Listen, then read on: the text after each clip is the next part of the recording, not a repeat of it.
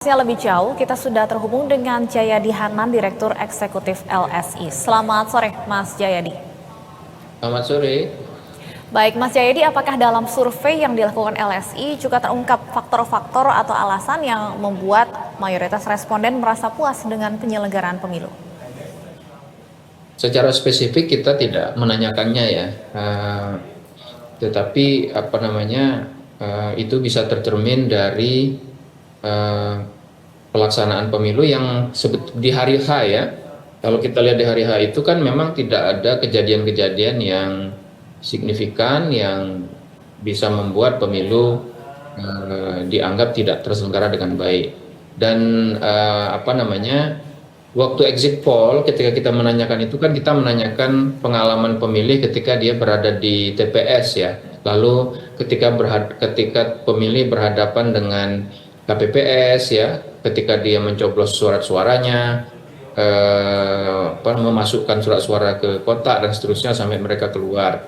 Ya, secara umum kalau kita lihat kan memang pengalaman pemilih yang datang ke TPS itu kan baik-baik saja. Jadi itu barangkali yang bisa dilihat secara langsung yang menyebabkan tingkat kepuasannya cukup tinggi gitu.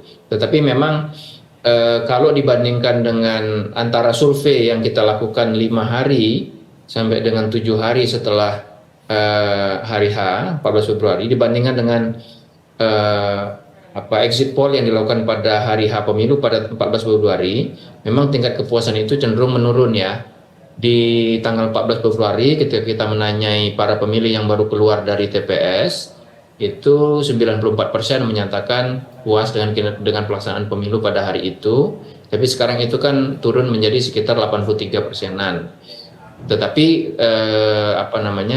secara umum kan angka 83% merupakan angka yang termasuk tinggi untuk tingkat kepuasan kepada pelaksanaan pemilu ya, dari evaluasi publik. Itu kira-kira Mbak. Baik, walaupun mengalami penurunan tadi Anda sampaikan dari 94% pada saat exit poll menjadi 83%, namun apakah angka 83,6% ini masih bisa kita kategorikan atau kita simpulkan sebagai angka yang cukup tinggi, Mas Jayadi, kepuasan masyarakat terhadap penyelenggaraan pemilu? Ya, itu angkanya sangat tinggi sebetulnya ya. Di atas 80% gitu. Itu lebih tinggi dari tingkat kepuasan kepada Presiden Jokowi itu. Tingkat kepuasannya kepada pelaksanaan pemilu. Nah, jadi kalau angka ini tidak turun sampai dengan misalnya seluruh proses pemilu itu selesai nanti sampai dengan pengumuman KPU, sampai dengan ditetapkannya hasil pemilu secara resmi, secara kenegaraan gitu, maka tingkat kepuasan itu sesuatu yang sangat baik ya. Tapi memang harus kita lihat beberapa saat ke depan, terutama sampai tanggal 20 Maret ya, karena KPU sekarang sedang dalam proses untuk melakukan penghitungan manual di tingkat nasional dari hari ini sampai dengan 20 Maret nanti. Nah itu kan banyak peristiwa bisa terjadi, misalnya pemberitaan-pemberitaan tentang adanya kecurangan, adanya pemungutan suara ulang di sejumlah tempat karena ada masalah dan seterusnya, temuan-temuan pelanggaran pemilu dari Bawaslu misalnya, dan diskursus ya atau diskusi-diskusi politik yang terkait dengan sisi-sisi negatif dari pemilu. Kalau itu semua terus berkembang ke depan, mungkin tingkat kepuasan kepada pemilu itu kalau ditanya lagi kepada masyarakat bisa menurun gitu. Tapi pertanyaannya, apakah tingkat penurunan itu bisa sampai sangat jauh? Saya kira itu yang akan menjadi pertanyaan ke depan. Kalau dia turun sampai jauh itu berarti kan bisa mengurangi tingkat legitimasi pemilu itu di mata publik gitu. Tetapi kalau saya ditanya apakah mungkin tingkat kepuasan itu akan turun sangat jauh, dugaan saya sampai misalnya 50% saja, dugaan saya tidak ya. Kenapa? Karena evaluasi pemilu itu pasca pemilu biasanya itu bisa bersifat partisan ya. Oke. Biasanya para pemilih yang calonnya menang, terutama di Pilpres, itu ada kecenderungan akan menunjukkan tingkat kepuasan yang tinggi kepada pelaksanaan pemilu. Nah, pemilih yang calonnya kalah itu cenderung akan menunjukkan tingkat kepuasan yang lebih rendah gitu. Nah, kalau itu yang kita ukur, maka eh, tidak mungkin tingkat ketidakpuasan terhadap pemilu itu bisa mencapai 50%. Karena kalau Pilpres kan yang menang pemilu aja di atas 50% kan. Pasangan 02 itu kan 50 bisa mencapai 58% tingkat pilihannya. Jadi tingkat kepuasan kepada pemilu mungkin tidak akan sampai terlalu jauh turun sampai di bawah 50% begitu. Oke. Jadi Baik. angka 80% itu angka yang cukup baik.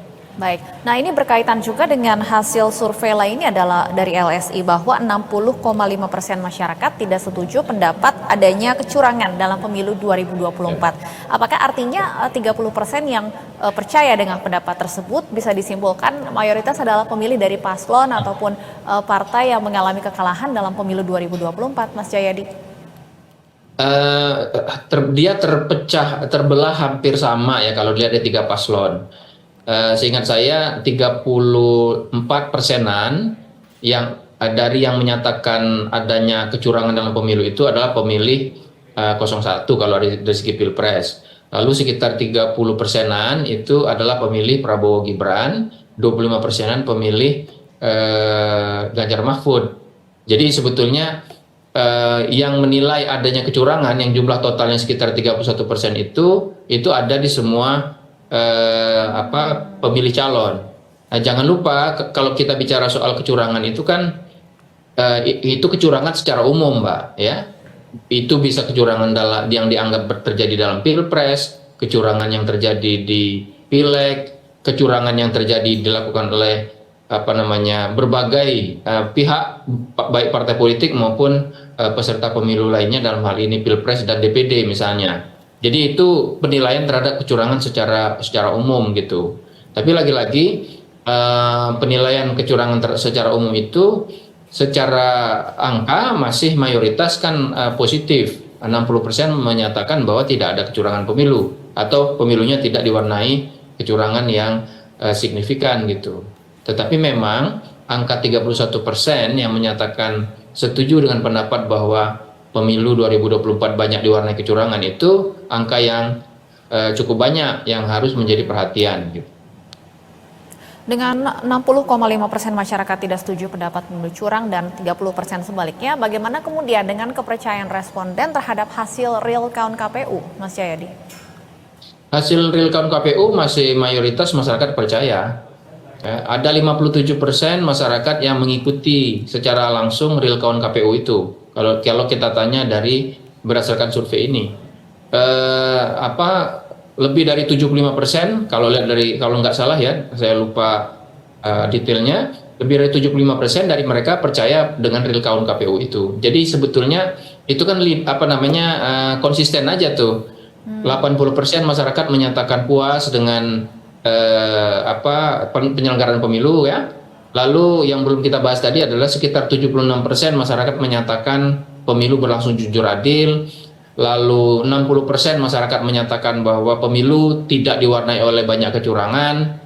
Lalu kemudian real count KPU juga dipercaya oleh sekitar 75% masyarakat. Jadi secara keseluruhan kalau itu digabungkan, sebetulnya dari sisi positifnya pemilu 2024 ini dipandang sebagai pemilu yang legitimate, yang absah oleh masyarakat secara umum. Meskipun catatan-catatan tentang masalahnya itu cukup signifikan, terutama soal penilaian masyarakat bahwa pemilu ini juga diwarnai oleh banyak kecurangan karena jumlahnya cukup signifikan yang menilai itu, yaitu 31%. Begitu kalau saya menginterpretasikan data ini secara keseluruhan.